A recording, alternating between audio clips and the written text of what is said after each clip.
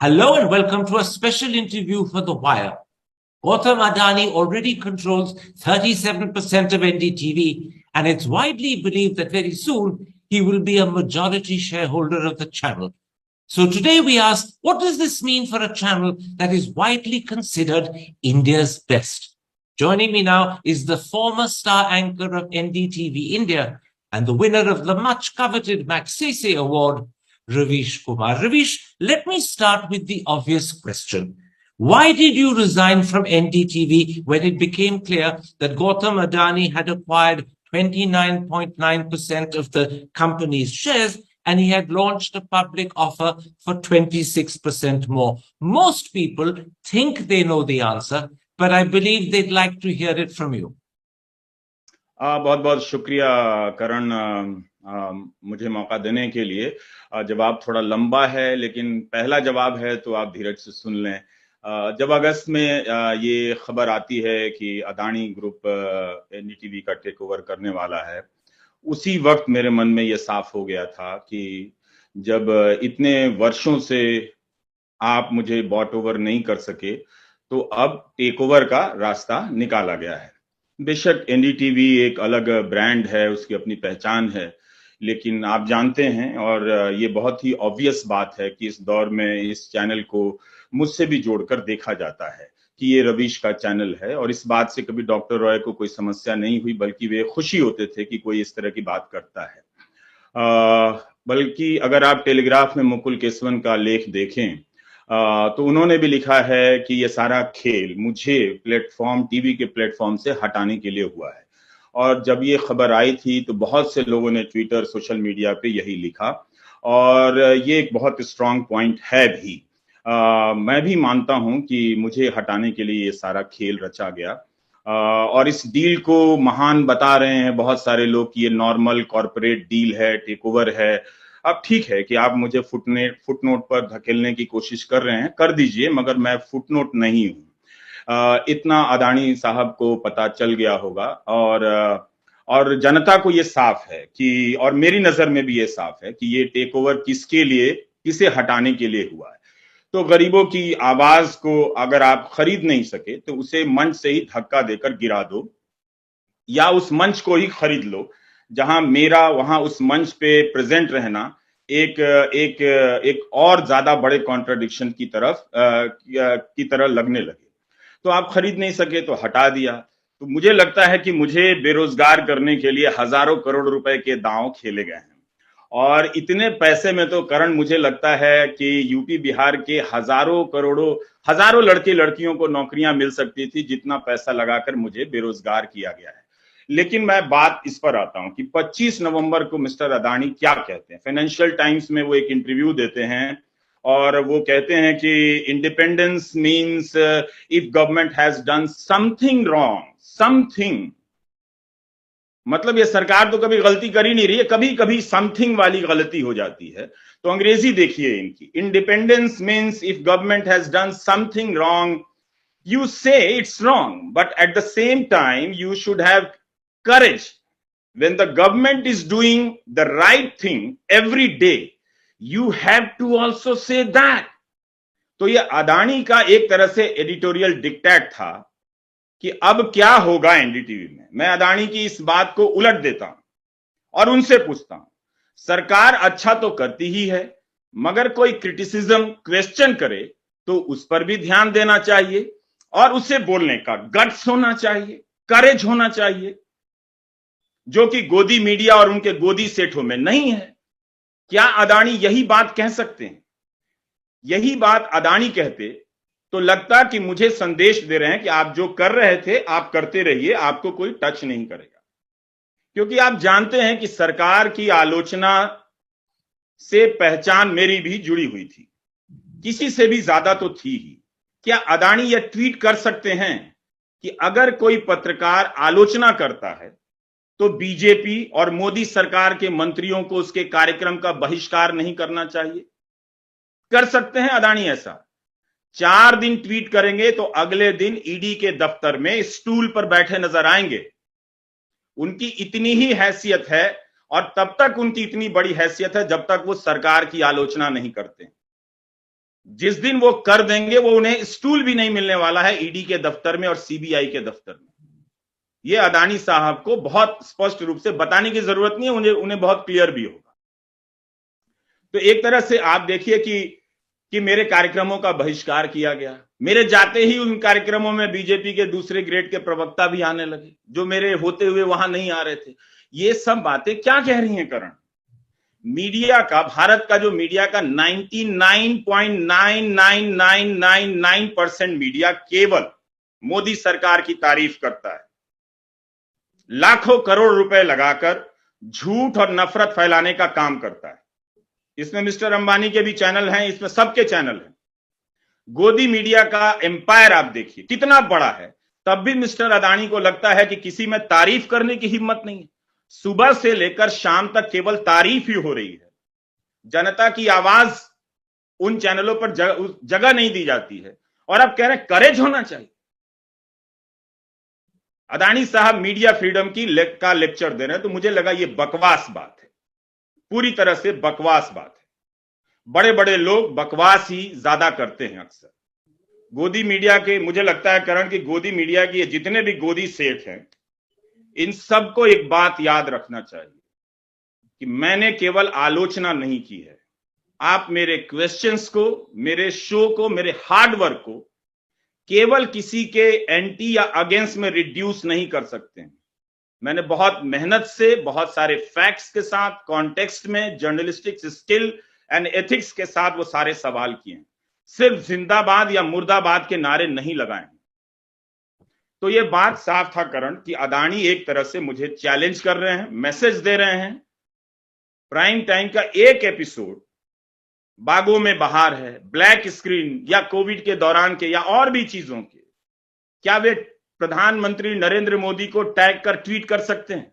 आपको लगता है वो कर देंगे? मीडिया फ्रीडम और इंडिपेंडेंस पे इतना लेक्चर दे रहे हैं, वो कर देंगे कि बागों में बहार है, मोदी जी देखिए देश का एक पत्रकार है, यह भी तो पत्रकार है, देखिए इसकी पत्रकारिता कितनी शानदार है। तो मुझे पता चल जाता कि मीडिया के इंडिपेंडेंस, प्रेस फ्रीडम को वो या उनके द्वारा लाए गए अच्छी अंग्रेजी बोलने वाले पत्रकार कितना रिस्पेक्ट करते हैं। ओके, एक एपिसोड नहीं कर सकते। क्या वो वायर की पेगासस की स्टोरी ट्वीट कर सकते हैं? चलिए वो नहीं कर सकते हैं। वॉशिंगटन पोस्ट में अदानी ग्रुप के बारे में जो नेहा मसीह और दो पत्रकारों की स्टोरी छपी है, क्या उसे ट्वीट कर सकते हैं? क्या संजय पुगलिया उसे ट्वीट कर सकते हैं? उनके बारे में कई खबरों को देख रहा था, किसी में वे अदानी ग्रुप का कई न्यूज देख रहा था कि अदानी ग्रुप से सवाल पूछा गया है और वो सवालों के जवाब नहीं देते, बल्कि कई बार बिल्कुल ही जवाब नहीं देते। अल जजीरा का एक प्रोग्राम में देख रहा था, लिसनिंग पोस्ट, उसमें इसी टेक ओवर पर एक रिपोर्ट बनाई गई है। उस रिपोर्ट में एक हिस्सा है करण कि अदानी ग्रुप से जब हमने क्लैरिफिकेशन मांगा तो जवाब नहीं मिला। कहा गया कि दैनिक जागरण का एक इंटरव्यू छपा है, आप उसे देख लीजिए, जिसमें media, press freedom, editorial freedom जैसी कुछ बातें वो करते हैं। क्या आपने वो दैनिक जागरण का इंटरव्यू देखा है? मैं चाहता हूं कि मेरे जवाब के साथ आप स्क्रीन पर दैनिक जागरण का वो पन्ना लगा दें, जिसमें वो एडिटोरियल फ्रीडम की बात कर रहे हैं करण। फाइनेंशियल टाइम्स को इंटरव्यू देते हैं, कहते हैं अल जजीरा जैसा इंडिया में कोई चैनल नहीं है, होना चाहिए, और अल जजीरा के ही प्रोग्राम के रिपोर्टर के सवालों का जवाब वो नहीं देते हैं। ये आपको क्या कमाल नहीं लग रहा है?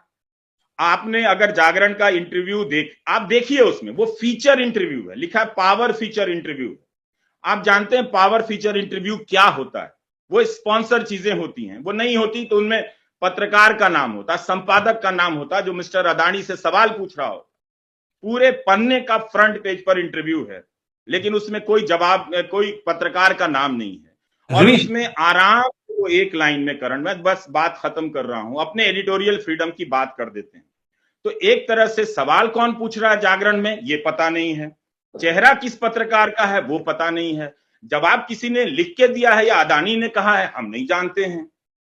और वो आदमी एडिटोरियल फ्रीडम पर लेक्चर दे रहा है, जो पत्रकारों के सवाल का जवाब ना दे, मानहानि कर दे, फीचर इंटरव्यू दे, वो प्रेस फ्रीडम की बात कर रहा है।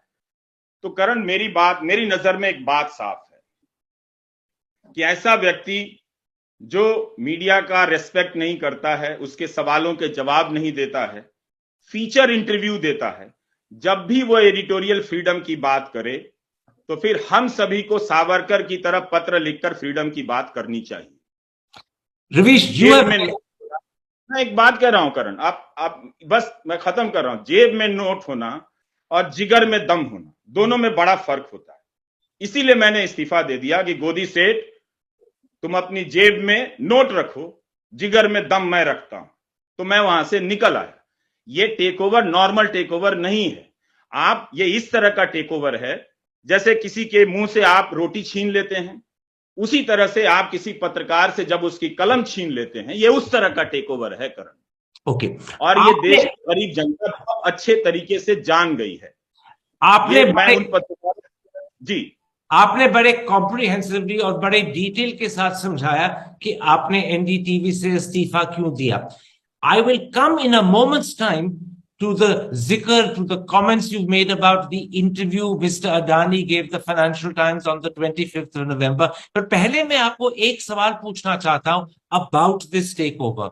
Do you believe Mr. Adani really genuinely wants to control a television channel like NDTV? Does he really want to include a media branch in his empire? Or is he doing this because he wants to neutralize and silence the critical voice of NDTV because NDTV is disliked by the Modi government? And if it is the second, is he doing it at the behest of Mr. Modi directly? In other words, is this an acquisition happening because Mr. Modi asked Adani, silence this channel for me? करण, बहुत चीजें साफ हैं। अदानी किसी भी तरीके से questioning या criticism को प्रमोट नहीं करते हैं। अगर करते तो जैसा कि मैंने कहा कि जो मेरा एपिसोड है जब एनडीटीवी को 2016 में बैन किया जा रहा था, तब मैंने किया था बागों में बहार है, वो ट्वीट करके दिखा दें। बहुत सारे ऐसे एपिसोड हैं।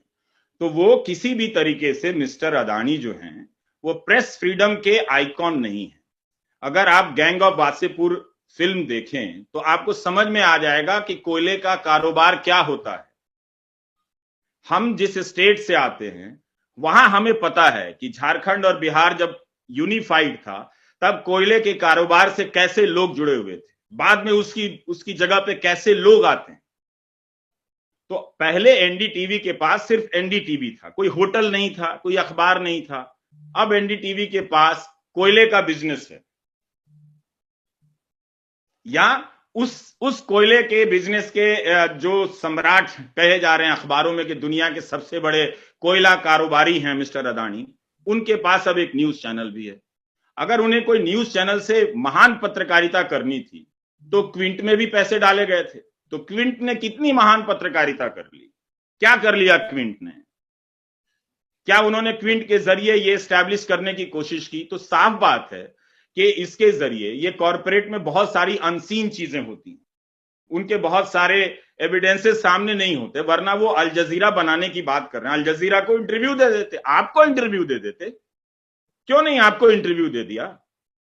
मिस्टर अदानी को तो अंग्रेजी भी आती है और आपको भी अंग्रेजी आती है। सारा प्रेजेंट इंडेफिनिट और प्रेजेंट डेफिनिट सेंटेंस ही उनका गायब हो जाता। कहां पास्ट फ्यूचर में गायब हो जाते या फ्यूचर इम्परफेक्ट हो जाते, पता ही नहीं चलता उनका। एक सवाल का जवाब नहीं दे पाते, क्या वो दे पाएंगे? तो बात यही है कि एक पत्रकार जो कोने में खड़ा है, जो सवाल कर रहा है और बहुत जवाबदेही, बहुत तैयारी के साथ सवाल कर रहा है, ये नहीं कि मैं विरोधी दल की तरह आके मुर्दाबाद के नारे लगा के चला जा रहा हूं। तो आपने उसको हटाने के लिए इतना बड़ा दांव खेला। उससे तकलीफ किससे थी? तकलीफ तो मुझसे थी ना, और मुझसे नहीं, मैं जिन सवालों को उठा रहा था, जिन लोगों की बात कर रहा था, जी मैं आपको तकलीफ थी। प्लेटफॉर्म तो गायब हो गया ना करण। मैं ये पूछना चाहता हूं, आपने 5-6 बार बड़े पैशन के साथ कहा that the real intention of Mr. Adani was to remove you. He's acquired the channel because he wants to get rid of you, to silence you. Is this because you have made Modi uncomfortable and Mr. Modi has asked Mr. Adani, किसी ना किसी तरह रवीश का मुंह बंद करिए? Is that the reason you believe that Mr. Adani is silencing you on behalf of the Prime Minister who doesn't like you? अब दोनों के बीच, मिस्टर मोदी मिस्टर अदानी के बीच क्या बातचीत होती है, मैं तो उसका मतलब वहां नहीं हूं, लेकिन मुझे वो तस्वीर जरूर याद है 2014 के लोकसभा चुनाव के समय कि वो प्लेन में बोर्ड कर रहे हैं और बगल में अदानी लिखा हुआ है उस जहाज में। मुझे वो तस्वीर भी याद है कि जहाज के भीतर मिस्टर अदानी बैठे हुए हैं रिलैक्स पोजीशन में और मिस्टर मोदी भी रिलैक्स पोजीशन में बैठे हुए हैं। वो तस्वीर चाहे तो आप अपने दर्शकों को दिखा भी सकते हैं एक बार। तो मुझे उनकी नजदीकी को लेकर किसी प्रकार का संदेह नहीं और ये धारणा इतनी कमजोर भी नहीं है। दोनों क्या बातें करते हैं ये तो हम कभी जान नहीं सकते हैं, इस एक कॉन्टेक्स्ट में हम गेस कर सकते हैं और वो गेस इतना बेसलेस नहीं है करण। And you're उन्होंने तो saying, कभी मुझे इंटरव्यू नहीं दिया, एक नकली कुमार को दे दिया लेकिन असली कुमार बैठा रह गया, उसको कभी इंटरव्यू नहीं दिया। तो मेरे अब फॉर्मल प्लेटफॉर्म से हट जाने से अब वो पूरा तरह से एक जो बेंचमार्क बन गया था कि आप ये तरह तरह के कुमार वालों से आम इमली छोले भटूरे कैसे खाते हैं इस टाइप का इंटरव्यू देते थे, तो एक तस्वीर लग जाती थी कि आप इसको क्यों नहीं इंटरव्यू दे देते अगर आपको इतना शौक है तो। अब वो बेंचमार्क उनके रास्ते से हट गया है। तो 2024 में जब वो एंटर करेंगे तो कोई भी क्रिटिकल मीडिया, मास मीडिया जो टेलीविजन के प्लेटफॉर्म पे खड़ा होकर बोल रहा होता है वो नहीं होगा। ठीक है, हम सब यूट्यूब में होंगे, जहां होंगे कैसे होंगे उतने रिसोर्स के साथ तो नहीं होंगे, लेकिन okay, ये सारे कॉन्टेक्स्ट बता रहे हैं कि हजारों करोड़ रुपए खर्च किए गए कि मुझसे किसी तरह से मुक्ति पालो, इसको बाहर कर दो, ये अपना कुछ कुछ करता रहेगा, कम से कम ये तो नहीं करेगा जो कर रहा था। let's then come at this point to the Adani concept of freedom, which he spoke about to the Financial Times on the 25th of November. I'll remind the audience of what he said. He said, independence means if government has done something wrong, you say it's wrong. But at the same time, you should have courage when the government is doing the right thing every day. You have to also say that. There are two questions I want to ask you. The government is doing the right thing every day. Is there any government anywhere in the world that does the right thing every day? तभी तो मैंने कहा ना कि जब कोई सेठ इस तरह की बातें करने लग जाए, राहुल बजाज ने क्वेश्चन कर दिया था तो उनके साथ क्या हालत हुई थी आप जानते हैं कि राहुल बजाज ने नहीं, जो बड़े बजाज हैं उन्होंने जो कह दिया था तो क्या हालत हुई थी आप जानते हैं। पर इस तरह से आप, राहुल ही थे मेरे मैं दोस्त, कह रहा हूं, राहुल ही थे, हाँ राहुल ही थे, हाँ राहुल बजाज, हाँ सॉरी। तो अब बात यह है कि इतना जो गोदी मीडिया का स्पेक्ट्रम है वो सब तारीफ ही तो कर रहा है और वो तारीफें कर रहा है जो सरकार ने की भी नहीं, उसकी भी तारीफ हो रही है। तो इस तरह से बेशर्मी से भारत का मीडिया लगातार भारत के पब्लिक के कॉमन सेंस, सिविक सेंस पर असॉल्ट कर रहा है कि हम आपके भीतर जो मीडिया को लेकर इमेजेस हैं, जो रिस्पॉन्सिबिलिटी हैं, जो क्वेश्चन वो बदल रहे हैं।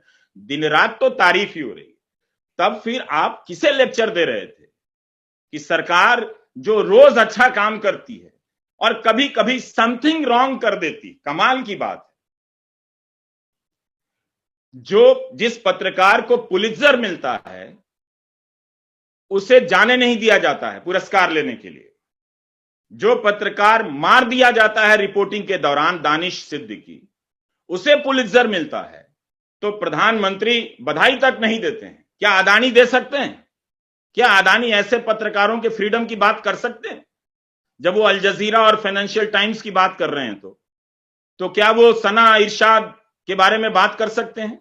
क्या वो दानिश सिद्दीकी के बारे में बात कर सकते हैं? नहीं कर सकते हैं। अदानी ने यह भी कहा फाइनेंशियल टाइम्स को that you must have the courage to say the government has the right thing. And I want to ask you a simple question. Does it take courage to praise the government or does it take courage to criticize the government? In India, when you criticize the government, you can be punished, you can be hounded, you can be persecuted. In India, if you praise the government likes it. So has Mr. Adani misunderstood where courage is needed? It's not needed to praise, it's needed to criticize and to expose. Mister Adani को भी अच्छी तरह से पता है कि जो इनका बिजनेस एम्पायर है वो क्यों तारीफ की बात कर रहे हैं। उन्हें पता है कि उनका जो बिजनेस एम्पायर है वो सरकार के कितना क्लोज है। जो इंफ्रास्ट्रक्चर का जो बिजनेस है, माइनिंग का जो बिजनेस है, जो पोर्ट का बिजनेस है, एयरपोर्ट का जो बिजनेस है, वो सब सरकार के कितना क्लोज है। अभी वो सारी बातें नहीं हो रही हैं, लेकिन इस देश की जनता एक दिन बात करेगी। वो कब तक धर्म के नशे में रहेगी, मैं भी ये देखना चाहता हूं। तो वो जब बात करेगी, इसलिए वो एक माहौल बना रहे हैं कि जैसे इस सरकार की तारीफ ही ना हो रही हो, केवल आलोचना हो रही है, कौन कर रहा है मेरे अलावा। तो आपका सवाल बिल्कुल सही है। इस दौर में सरकार से सवाल करना बहुत ज्यादा करेज की बात है। आप फैमिली लाइफ रिस्क करते हैं, इंडिविजुअल लाइफ रिस्क करते हैं, सड़क पर आ जाते हैं, जैसे मैं धक्का देकर आ गया सड़क पे, ऐसे हालात बना दिए गए। ये कीमत है। आप पे तरह तरह के केस होते हैं, ट्रोल से हमला होता है, फर्जी मामले बनाए जाते हैं, फर्जी एनएसए, नेशनल सिक्योरिटी एक्ट फर्जी लगाया गया, अवैध, इलीगल, ये कोर्ट का स्टेटमेंट है। तो इस दौर में सवाल करना, उससे बड़ा साहस का कोई काम ही नहीं है। Okay. और इस दौर में तारीफ करना, खुशामद करना, उससे बड़ी चाटुकारिता और स्पाइनलेस कोई काम नहीं है। सारा गोदी मीडिया यही काम कर रहा है, इसमें किसी करेज की जरूरत नहीं है। आप दिन भर तारीफ करते रहिए। और वो एक नया सबवर्जन लेकर आ रहे हैं। इंटरनेशनल मीडिया नहीं है हमारे पास, फाइनेंशियल टाइम्स का जी, मैं और उस अल पे आना जजीरा चाहता हूं। अब अदानी साहब ने उस इंटरव्यू में यह भी कहा है that he wants to give NDTV a global footprint, and he added, and I'm quoting him, India does not have one single outlet to compare to the Financial Times or Al Jazeera. Now, prima facie, doesn't that suggest two things?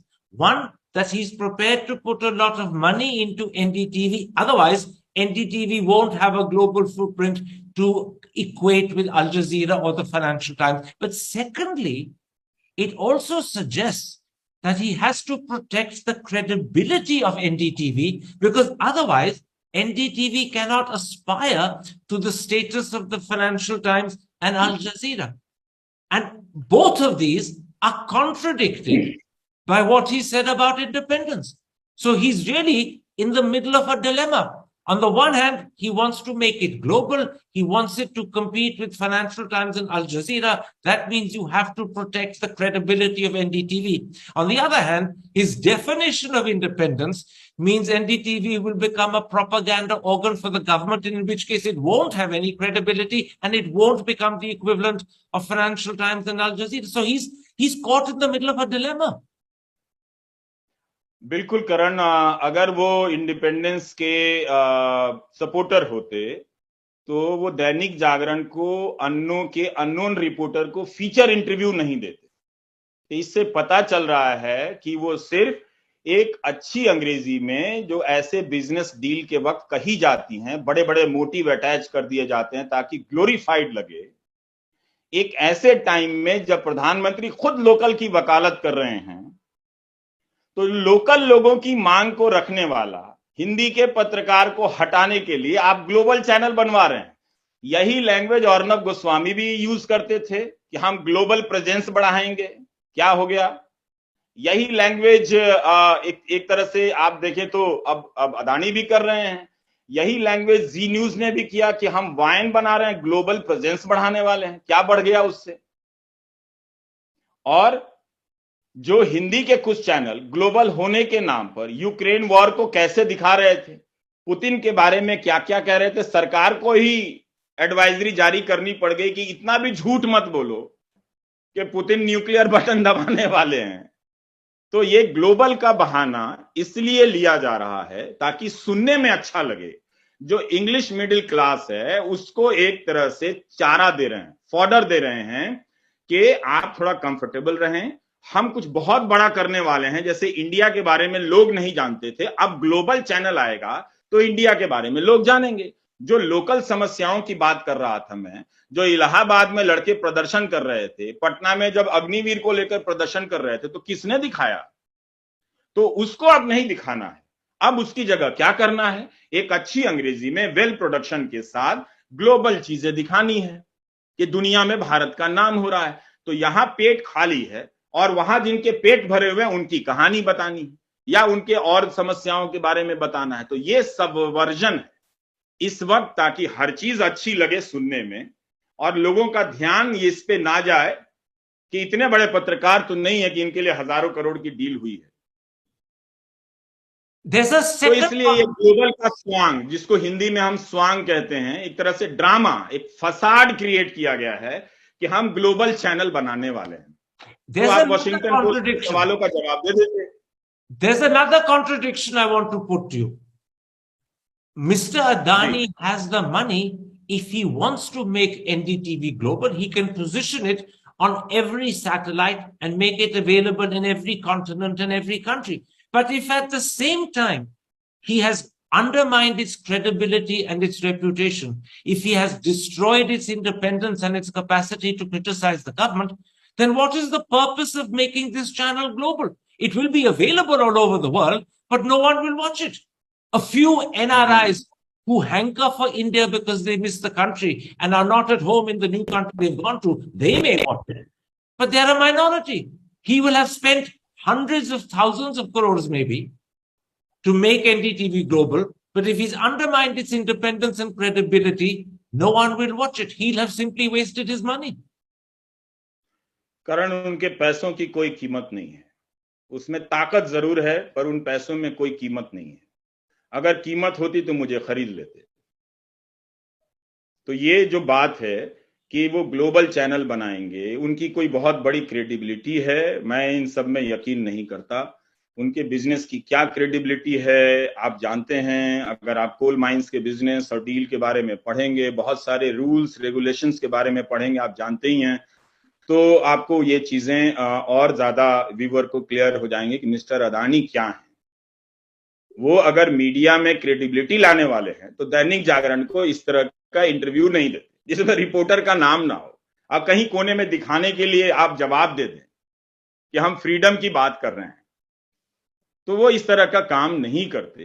उन्हें उनकी नजर में बहुत साफ है, बहुत पैसा है उनके पास, बाकी गोदी मीडिया के पास भी बहुत पैसा है, क्योंकि उसमें कोई प्रोडक्शन कॉस्ट नहीं है। करण, दो लोगों को बुलाना है, हिंदू मुस्लिम करना है या किसी गाने पे डिबेट करना है, ये जीरो प्रोडक्शन कॉस्ट है, इसमें कोई पैसा नहीं लगता है, तो उनकी अर्निंग बहुत ज्यादा हो रही है। तो सबके पास पैसा है ग्लोबल होने के लिए, अभी तक क्यों नहीं हो गए? क्या ये जितने गोदी मीडिया के चैनल हैं नंबर 1 नंबर 2 हो रहे हैं, वो अमेरिका, न्यूयॉर्क और लंदन में अपने रिपोर्टर नहीं रख सकते थे? ग्लोबल वाली बात जो है वो बकवास बात है। बना सकते हैं बहुत तरह की कहानियां, हम और आप लंदन जाते हैं, हम भी किसी ऑक्सफोर्ड यूनिवर्सिटी में घूमते हुए वीडियो बना देंगे, बड़ा अच्छा लगेगा कि यहाँ इंडिया का एक स्टूडेंट है ऋषि, जिसने संस्कृत के ग्रामर का एक नया इन्वेंशन किया है, बड़ी ब्रेक थ्रू कर दिया है, बहुत अच्छा लगेगा। पर सवाल यह है कि वो ऋषि भारत के यूनिवर्सिटी में क्यों नहीं कर पा रहा? भारत की यूनिवर्सिटी कहां है? 2017 में इन्होंने इंस्टीट्यूट ऑफ एमिनेंस की बात कही थी पटना में, जब नीतीश कुमार ने कहा कि पटना यूनिवर्सिटी 100 साल की हो गई, इसे सेंट्रल यूनिवर्सिटी का दर्जा दे दीजिए, तो मजाक उड़ाया उन्होंने कि ये सब पुरानी बातें हो गई। तो यहां के बच्चों को जिस लेवल की, जिस खराब लेवल की पढ़ाई दी जा रही है, उसकी बात कौन करेगा?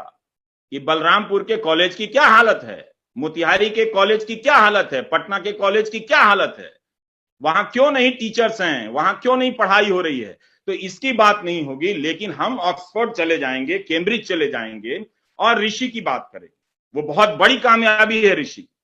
लेकिन सवाल है कि यहां पर जो रिसर्च हो रहे हैं, जो मौलाना आजाद स्कॉलरशिप आपने बंद कर दी, कहीं चर्चा नहीं हो रही है। तो यहाँ के यूनिवर्सिटी की हालत खराब हो गई है, वहां जो बच्चे पढ़ने जा रहे हैं, तो उनको ग्लोरीफाई करके दिखाएंगे और इस क्वेश्चन को खत्म कर देंगे कि ये बच्चे यहां आने के लिए क्यों मजबूर हुए। ये बात ब्रेन ड्रेन की बात तो मुरली मनोहर जोशी जब एजुकेशन मिनिस्टर थे तब से ज्ञान देते थे कि हम ब्रेन ड्रेन रोकने वाले हैं। कौन सा ब्रेन ड्रेन आपने रोक दिया? 8 साल आपकी सरकार हो गई, एक यूनिवर्सिटी बता दीजिए जो ढंग की और पूरे स्केल के साथ चल रही हो। आप दिल्ली यूनिवर्सिटी का हाल देख लीजिए, उसकी क्या हालत है। इस साल तो समय से उसका सेशन तक शुरू नहीं हो सका। तो ये सब सबवर्जन की कहानियां आप लाने वाले हैं कि विदेशों में बड़ा नाम हो गया है, इसमें आपका कोई योगदान नहीं है। लेकिन उस नाम के जरिए आप सबवर्ट करना चाहते हैं, गरीब और यहाँ के लोकल स्टोरी को गायब करना चाहते हैं, Ravish, वक्त we've discussed प्रधानमंत्री NDTV and Adani at great length. You've explained in detail why you've resigned. You've explained how you view the Adani takeover. You've explained the contradictions in Adani's position, and you've also explained what you think will be the outcome for NDTV. Let me end by asking you a question about yourself. How do you see your future now that you've resigned from NDTV? Will the audience still be able to see you in some shape or form on television? Or are you opting out of TV entirely? What is your future? ये सवाल इस सवाल का जवाब तो वो दो लोग जानते होंगे जिन्होंने ये पूरा खेल रचा होगा। वो ठीक है कि मुझे गायब करने के लिए बहुत दिनों से कोशिशें चल रही थी और अभी हालांकि इस सवाल का इस बात का संबंध आपके सवाल से नहीं है, लेकिन फिर भी बताना जरूरी है कि यूपी के एक जिले से एक पुराने जानकार का मैसेज आया कि एक केबल में कभी एनडीटीवी नहीं आता था, लेकिन जिस दिन आपने इस्तीफा दिया है उसके अगले दिन से उसी केबल में अब एनडीटीवी आने लगा है। तो पहले तो उन्होंने केबल से या मेरे और दूसरे तरीकों से मेरे प्रेजेंस को गायब करने की कोशिश की कि रवीश कुमार को कैसे खत्म किया जाए। वो शायद सफल नहीं हुए। ये तरीका उन्होंने लिया है कि शायद रवीश कुमार को खत्म कर देंगे, लेकिन मैं अकेला अपने आप में कुछ भी नहीं हूं। ये तो जनता को तय करना है कि क्या गोदी सेठ उनको चवन्नी साबित कर देगा। अगर जनता इस बात के लिए तैयार है कि गोदी सेठ उनको चवन्नी साबित कर देगा तो मेरा फ्यूचर समाप्त होता है। अगर जनता ये बात साबित करने के लिए तैयार है कि गोदी सेठ की जेब में चाहे जितनी भी दौलत हो मुझे समाप्त नहीं कर सकता है, तो इसका जवाब ये है कि मैं कुछ करता रहूंगा। ऐसा अभी बहुत क्लैरिटी नहीं है। मैं ये बात जानता हूं करण की न्यूज चैनल में बहुत सारे रिसोर्स होते हैं, हालांकि तब भी मेरे पास बहुत कम था। वो रिसोर्स एक खास समय में बहुत कम टाइम में डिलीवर करने में इक्विप्ड होते थे। वहां तक पहुंचने में मुझे समय लगेगा, लेकिन मैं बोलता रहूंगा अपने यूट्यूब चैनल के जरिए। और आप देखिए कि कोई हिंदी का अखबार मेरा आर्टिकल छापने के लिए तैयार नहीं है और आप फ्यूचर की बात कर रहे हैं। इतने डर गए हैं ये सारे कि मेरे नाम से इतना खौफ क्यों है। क्या मैं 2000 रुपए का कॉलम नहीं लिख सकता किसी हिंदी के बड़े अखबार में?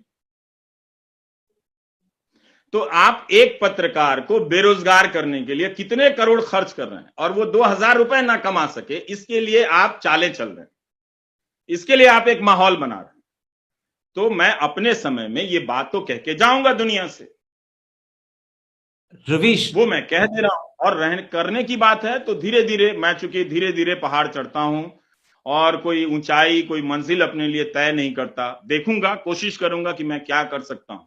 पर पहले की तरह तो मुश्किल है, पर वहां तक पहुंचने की कोशिश जरूर करूंगा करण। Ravish, I wish you the best of luck. Yours is a voice that must be heard loudly, clearly, repeatedly. And I hope and pray that whatever you do it quickly so that the audience in India that admires you, respects you, continues to hear you. Thank you very much for this interview.